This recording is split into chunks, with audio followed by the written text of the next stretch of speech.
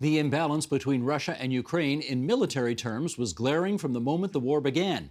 And yet, as days turn into weeks in this conflict, it's Ukraine's fierce resistance that's bogged down the former superpower and made it a real fight. With us now on how things stand, let's welcome, in America's capital city, Angela Stent, Senior Fellow at the Brookings Institution and author of Putin's World, Russia Against the West and With the Rest. In our nation's capital, Jeff Sahadeo, Professor at Carleton University's Institute of European, Russian, and Eurasian Studies and the author of Voices from the Soviet Edge, Southern Migrants in Leningrad and Moscow. And in the annex of our provincial capital, Janice Stein, the Bellsberg Professor of Conflict Management in the Department of Political Science, former founding director of the U of T's Munk School of Global Affairs and Public Policy. And we're very pleased to have you three back on our airwaves tonight. I want to just set up our conversation by getting the following on the record here. The invasion has driven 10 million people, nearly a quarter of Ukraine's population, from their homes, that according to the United Nations. The Washington Post reported over the weekend that Russia's attempt to conquer Ukraine could be headed toward a stalemate, as heavy casualties and equipment losses take a toll on unprepared Russian forces. And President Joe Biden said on Monday that Ukrainians are, quote, wreaking havoc against the Russian military. All right, let's get into this. Angela, what's your sense of where things are at as we speak in terms of Russia's attempt to win this war in Ukraine? Well, the Russians grossly miscalculated when they invaded because they thought this was apparently going to be over in 72 hours and the Ukrainians would surrender. So it is a stalemate. The Ukrainians are fighting back very valiantly, and they're fighting for a cause. Whereas I think the Russians don't really know why they're fighting this, particularly the young conscripts who apparently were not prepared for this because everyone thought the war would be over, again, in 72 hours. This could go on for a very long time, obviously devastating consequences for Ukraine itself. The city of Mariupol, more or less starved out and lying in ruins. Other Ukrainian cities with heavy bombardments, as you say, a terrible humanitarian catastrophe. But the Ukrainians aren't giving up. And President Biden is going to Europe this week, meeting with NATO allies in the European Union and the G7. And I'm sure they're going to be discussing more ways in which they can help Ukraine. Jeff, are you similarly confident this is headed towards stalemate? Yes, I'd agree with everything that Angela said. And obviously, it's a stalemate until it's not. I would certainly agree that the Russian forces, the conscript forces, are having trouble grasping why they're in Ukraine. But the Russian public is solidly behind this. And for Putin, this is an existential exhibit of what the Russian state can do. So he can't afford to lose this war, and he'll keep pouring in resources. The Russians still have access to anything from many more aircraft to hypersonic weapons, to chemical, to biological, to nuclear that they have in their arsenal. They can't afford to lose this war. At the same time, as Angela said, the Ukrainians are fighting for a cause. Zelensky has rallied the troops, has rallied the population, and it's very difficult to see how Russia has the actual human forces, perhaps to win the war in the short term, but certainly not to either occupy Ukraine or to turn it towards the Kremlin, which has always been its goal in the long term. So we are heading towards, as Angela said, a very long conflict potentially. And we look at maybe Soviet Afghanistan, the invasion as an example, where that dragged on for years until forces and countries eventually get exhausted of the war. And we're not near that point yet. Quick follow-up here. You say the Russian people are clearly on side with this war. How do you know that? Well, I mean, not only do we have opinion polling and also opinion polling from actually fairly reliable sources, and the sense that Ukraine has always been part of the Russian territory, as the Russians have been taught, right? Not necessarily the reality. It's partly a combination of propaganda and the sense among Russians that Russia deserves to be a great power. So it's not clear how long this support would last or how deep it is. But Putin, in the 20 years that he's managed to rule Ukraine, has had the population solidly on side with the goal of Russia being a great power. And the problem with things like sanctions from the West, even though I think that this is something we need to do, is it enforces Putin's narrative of the West against Russia. And I think that becomes a problem. Now, once these soldiers and these conscripts start to come back more and more in body bags and stories come out of Putin's leaving soldiers behind, for example, this could wane, but we're definitely not at that point yet. Janice, as Angela has said, Russia thought this war was going to be over pretty quickly, and it's pretty obvious it's not going to be over pretty quickly. Was there, as you look back at the past month, was there an apparent turning point in which everybody came to realize, oh my goodness, this is not going to take 72 hours, this is going to take a lot longer? I think there certainly was, and it was probably the easiest way to convey that was that infamous convoy that rolled down the highways toward Kiev, and then it stalled and stalled and stalled. There's an old military expression, Steve, logistics eat strategy every day for lunch. And that is a big part of what is bedeviling the Russians. Their logistics are terrible, is the only way to describe this. But when we talk about a stalemate, which I think is accurate, but only up to a point, let's just remember there is asymmetrical damage being inflicted here.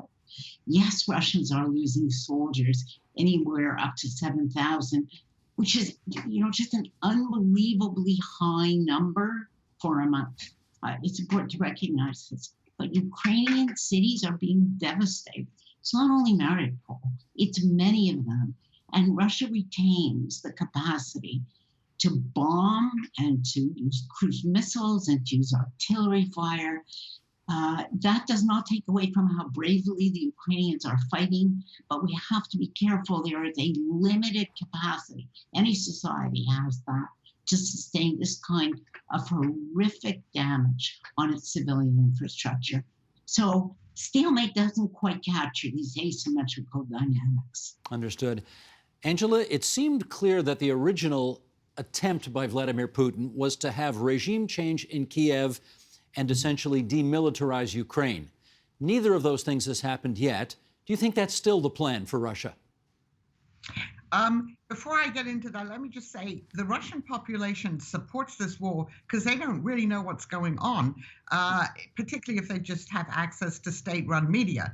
They're told that this is a special military operation to denazify Ukraine and that Ukraine and NATO were threatening Russia with invasion. If they knew more about what was really happening, I'm not quite sure that the support would be that great. And just to reiterate again, a lot of the body bags are not coming back because they're not sending them back to Russia. They're keeping them in Belarus, and there are reports of that, about that today. So I think on the regime change, Putin has more or less given up on that.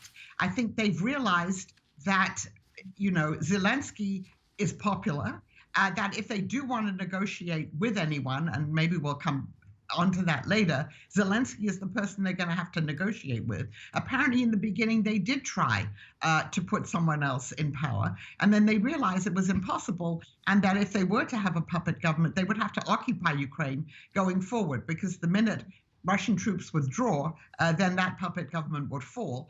And my colleagues who are experts on these military matters say it would take about 800,000 Russian troops to occupy Ukraine, for a long time, and they just don't have the resources to do that. The demilitarization, I think they also realize is going to be more difficult. I mean, they have knocked out quite a lot of Ukraine's own military equipment, and obviously Ukrainian soldiers have died too. But because the West is supplying Ukraine and will continue to do so, it would be difficult to do that.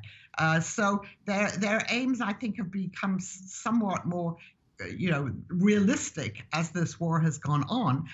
But it's still Putin's goal to subjugate Ukraine if he could. And obviously, Russia does have superior military power to the Ukrainians, undoubtedly. And it's also by now more or less cut off Ukraine from the Black Sea. It's really, in effect now, Ukraine is a landlocked country as it stands at the moment. So, of course, the Russians could, in the long run, prevail, but then at what cost, both domestically in Russia and in terms of, future sanctions. Janice, I do want to pick up on that asymmetrical warfare that you just talked about a moment ago. And to that end, I'm going to ask our director, Sheldon Osmond, whom you know, to bring up a map of Ukraine right now so we can essentially, for those watching on television, can see the state of play. And for those who are listening on podcast right now, let me just point out Mariupol, which you have heard so much about. in recent days in the southeastern, part of the country, surrounded by Russian forces. President Zelensky has said it has been reduced to ashes. Janice, I wonder if you could tell us what you think if the Russians were able to completely capture that city, never mind destroy it, but capture and hold it, what that would mean in terms of their war effort. Well, the reason they have inflicted so much damage on Mariupol, Steve, is because, as you saw on the map, a key goal for Putin is a land bridge for Crimea. And all along that southern coast. Let's bring the map up again so we can see actually what you're describing. Okay, tell us where Crimea is on this map and how it all works into this. Crimea is the shaded area that Russia occupied in 2014, long before this war has started. Look how strategically Mariupol is located there. Seizing that city gives Russia direct access on land to the Crimea. There is no more core objective than that for Vladimir Putin. And that's why this horrific damage. And also, as Angela said, if you keep going, effectively this will cut Ukraine off from the Black Sea and cut off its ability to export wheat and all the other commodities. It will become a landlocked country. So just that area alone is the minimal criteria that Vladimir Putin and his generals have for this operation. And that's why it's taking this inhuman punishment that it's taken. Jeff, does that argue, given that scenario Janice just described, does that argue that the focus of Western attention and contribution to Ukraine right now should be somehow to help out in that part of the country? Well, there are all these different strategic decisions, none of which come without risk. Mariupol, as Janice noted, is critical. It's being bombed. There's not a lot there yet. And one of the mistakes that the Russians have made is that they're trying to advance among different fronts simultaneously. So they're trying to move towards Kiev. They're trying to move in from the north and then trying to move into the south. So the NATO has a decision to make. The West has a decision to make on where to help the Ukrainians. And without enforcing a no-fly zone, which is another debate that we could have, really they're limited to giving arms, military weapons to Ukrainians, and hopefully letting them decide where the Ukrainian army is best to fight. I think probably Kiev is a bigger prize than Mariupol at the same time. It's where still the Ukrainians are having some success, so maybe you're better off to put weapons there. And help the situation around Kiev, because that's where Zelensky is, after all. That's where the center of resistance is. Not to give up Mariupol, but there are some strategic decisions that have to be made. Also, that there are Ukrainian forces at risk of being cut off if Mariupol is conquered and the Russian forces drive north and get Ukrainian forces in the east in a pincer movement. So that's an issue. But I did just want to disagree with Angela a little bit on the Russian population. I don't think that even if they knew what was going on, necessarily see a huge shift. I mean, I think a lot of them do know what's going on. I think Russians are pretty skilled from the Soviet times in getting around propaganda if they want to. I think they do believe that this is an existential point of Russian sovereignty, is to have control of Ukraine. I don't think it's going to last forever necessarily, but I think we're a little too over-optimistic if we think, oh, if only the Russians knew what was going on, they would think like us, and they would think that Zelensky is the underdog and that this is a bad war to fight. I think when you see the funerals that have come back of the soldiers, a lot of Russians are angry, right? They're angry at the West. And Putin has inculcated this, and not just Putin, but this is a popular feeling. It's unclear what's going to happen a year from now, or 5 years from now, or 10 years from now. But I really do think that we don't want to have that in our minds as necessarily happening. I'm going to let that disagreement between you two rest in the ether, because while we have talked about the military angle on this conflict, I do want to move to the potential for peace. I was going to say the promise for peace, but there's no promising here.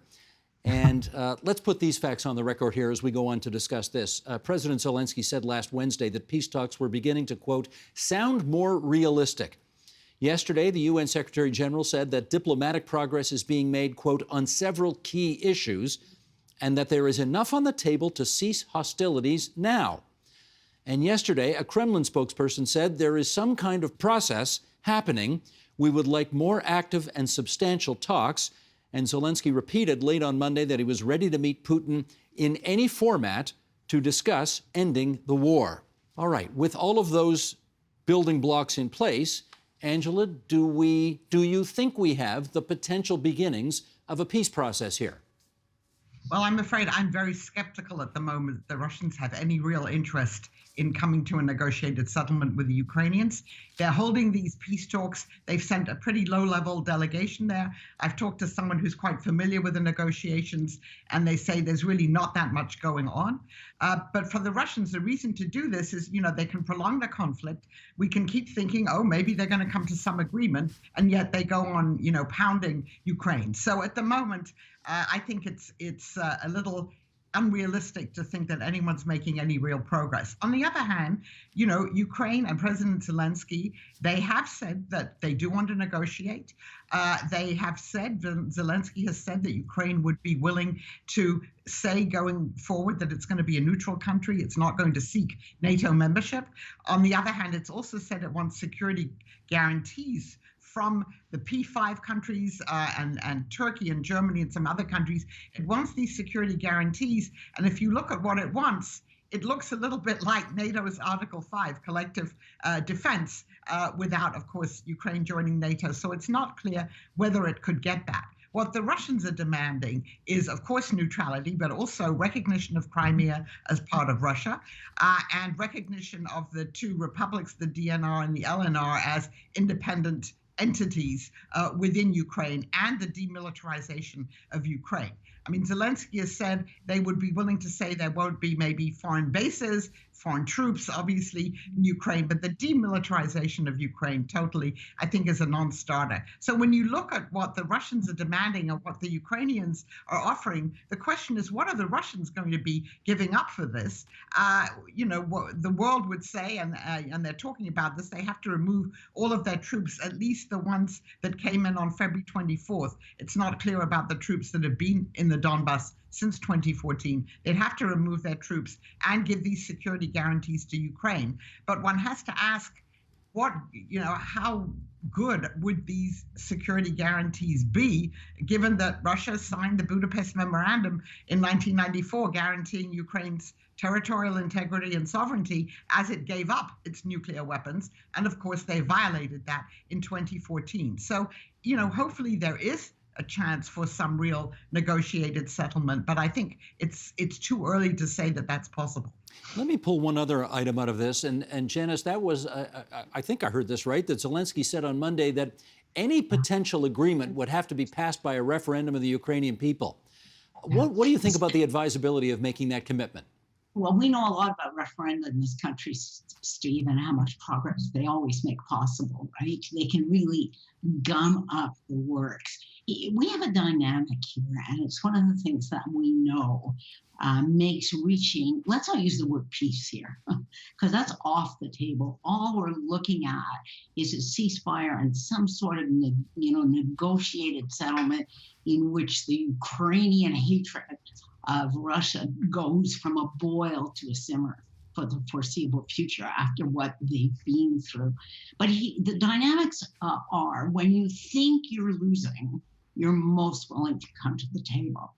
As soon as you're even mildly encouraged by the dynamics on the battlefield, you become less willing. So in the earlier stages of this war, what you heard from Zelensky, I will go anywhere, anytime, and negotiate under any conditions. Yesterday, as the battlefield looks just a little better in the short term for the Ukrainians, then comes the added requirement, well, we're going to submit this to a referendum, which is in fact upping the ante, in all honesty.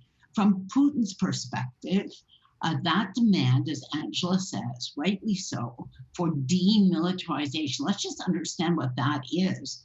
That means no Ukrainian army. There is zero chance of any Ukrainian government, no matter who, agreeing to a condition like that. Contrary to what a lot of people think, I don't think Crimea is the stumbling block here, and probably not even those two provinces. The really critical issues are demilitarization and security guarantees. And I can tell you that is what is being discussed in part at the NATO summit. What kind of meaningful security guarantee are Western powers going to give Ukraine when there is now the live possibility that Putin will stop now or whenever this ends and then go back at it at some future time? That is an entirely different kind of security guarantee. It's not theoretical, it's entirely imaginable. So these are the really tough issues on both sides of this. What's the best we can hope for right now? A temporary ceasefire to let the parties negotiate. And in fact, what that would also mean is to let them both restock. This is a rough road ahead. So the assumption is therefore, Janice, that if there is a temporary ceasefire to allow some negotiations, you see it as merely a prelude to an inevitable return to fighting. No, it's not inevitable. Okay. And I think it's very important that when we talk about negotiations, we not see that as an alternative to fighting. In every conflict that has gone on past a few days, the two things unfortunately occur together. You fight and you negotiate at the same time. And that's essentially the mode now that we've moved into between Russia and Ukraine. I don't see Putin willing to back down, and there's no way Zelensky backs down, frankly, at this time. So it's fight and negotiate for the foreseeable future. And what's really important is that we keep encouraging the negotiation process, because if there is no process, the asymmetrical damage that I spoke about earlier on continues to be inflicted on Ukraine. Jeff, this may be a pedantic question, but how do you hold a meaningful referendum when 10 million of your population is in flight and Russian soldiers are occupying two provinces in the Crimea in the east? Yeah, it's a good question, Steve. And I really think that this is Zelensky's fear that he doesn't want to sign any kind of deal that would anger the Ukrainian population. And obviously, as Angela and Janice have said, when both sides think there's a possibility of victory, and when Zelensky has fueled this rhetoric, justifiably, I mean, he is a great wartime president, there's no doubt about that, that Ukraine can win, then it becomes very hard to convince the population of very painful negotiations, very painful concessions to Russia, which might include something like demilitarization. And I would agree with Janice that it's not really the Crimea or even these smaller territories that are now behind Russian control. It's if maybe Russia demands a bigger chunk of territory, or this question of demilitarization, or this question of somehow gaining security guarantees that are not really going to be guarantees. And so I think Zelensky is too afraid now to push something where he would have to concede beyond NATO membership in Crimea, because he knows the population wouldn't support it. And for both Putin and Zelensky, to have a war, a conclusion to this war that's seen as victorious is necessary for their survival. Neither of them will survive without winning this war, with war having seemed to be won in the eyes of the population. So therefore, it makes it very difficult. But I would agree that the importance of negotiations to have some kind of ceasefire, also to get the civilian populations out, to reduce the number of civilian casualties. That's really something that horrifies me now, the number of civilians that are being killed in this conflict. Angela, I heard the Senate Majority Leader in the States, Mitch McConnell, say the other day that he thinks Ukraine should keep going because it's winning and can win. And I guess that prompted a question in my head. What does Ukrainian victory look like potentially? Well, I mean, it's hard to see how Ukraine could win, again, given the overwhelming Russian military superiority over Ukraine, despite all the mistakes that the Russian military has made.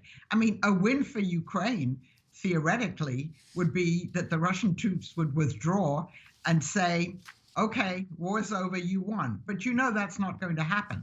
I mean, Vladimir Putin, as was just said, his survival is dependent now, as is Zelensky's, on winning this war. So Russian troops could only withdraw and that's difficult to imagine at the moment, if Putin could present this as some kind of a win. So would he be prepared, if there were a negotiated agreement, and there are a lot of ifs here, to say, well, Ukraine is neutral and whatever else Zelensky agrees to, we won. Would he be prepared to do that? That's possible. But right now, when you listen to the rhetoric that's coming from him and other people around him, and now Dmitry Medvedev seems to have a new role as a kind of attack dog, writing all of these things, accusing the Ukrainians in the West of all these terrible things that they're doing. I mean, it seems to me that at this point, Putin, would not be willing to say that, okay, well, we're leaving Ukraine, but we've somehow achieved all of our objectives. And that's why I agree with Janice. I mean, you could have a pause, you can have a ceasefire, everyone can regroup. This could really be a very long conflict that will go on for months or possibly years to come. With just a few minutes to go here, let me put a couple of comments from the Russian dissident and former chess champion Garry Kasparov on the record here. He tweeted the other day, "My belief, based on Putin's character and track record, is that the greatest risk of nuclear escalation comes from his becoming so intoxicated on impunity that he believes the West will do nothing to stop him from attacking a NATO nation or even using a nuclear weapon. You may say confronting Putin is more likely to cause escalation, but you are arguing against history. Not only Putin's history, but that of every hostile dictator of the past. The greatest danger is the dictator believing that you cannot stop him because you choose not to." Janice, your reaction to that? I see you're shaking your head already. Yeah, disagree. I couldn't disagree more strongly. Look, what we've seen happen is Vladimir Putin has put a nuclear umbrella over Ukraine. That's why there's no fly zone. That's the fundamental reason there is a no-fly zone. And what Biden and European leaders are talking about at the NATO meeting, how close can we come to that line without crossing it and becoming a combatant? But the other side, so when people ask, has Putin deterred NATO? Of course it has. But let's talk about the other side. NATO has put a nuclear umbrella over every NATO country, even those that are up against Russia's borders. And you notice Putin has not been attacking, with one exception really, along the western border of Ukraine. That's not by accident, even though supply lines are coming over, and those supply lines, frankly, absolutely critical to the survival of Ukraine. So this kind of argument by Garry Kasparov is one of the most dangerous arguments that you can make. One point that is not made often enough, Stevie, if we get this wrong, and there is some escalation to any kind of unconventional weapon, the people who suffer most here are the Ukrainians, because that's where those weapons will be detonated. That is not that whole argument is not sensible nor responsible. Indeed. I want to thank the three of you for joining us on our program tonight and making your contributions so eloquently. Janice Stein from the University of Toronto, Jeff Sahadeo from the Institute of European, Russian and Eurasian Studies at Carleton University in Ottawa, Angela Stent, joining us from the nation's capital in the United States. And we remind people her book is called Putin's World, Russia Against the West and With the Rest. Thank you, you three. My pleasure. Thank you. Thank you. The Agenda with Steve Paikin is made possible through generous philanthropic contributions from viewers like you. Thank you for supporting TVO's journalism.